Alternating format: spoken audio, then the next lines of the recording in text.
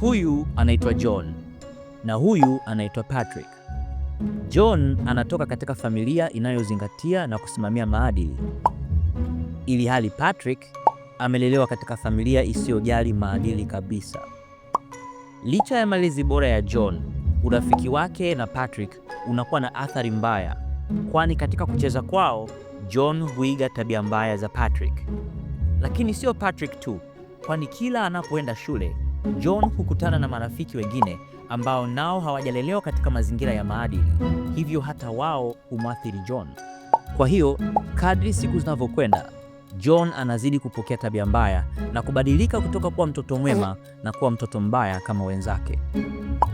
Pamoja na kwamba John analelewa katika familia yenye wazazi wanaosimamia maadili mema, maadili ya John yanazidi kumomonyoka kwa sababu ya marafiki alionao, marafiki ambao wazazi wao hawazingatii kabisa masuala ya maadili.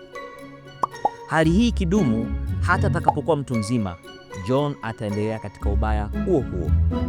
Hivyo jukumu la kutunza maadili ya watoto si la mtu mmoja wala familia moja tu, bali ni jukumu la watu wote katika jamii kusimamia na kuhakikisha kuwa maadili ya kila mtoto yanatunzwa, ili walio wema wasiambukizwe ubaya na walio wabaya wabadilike.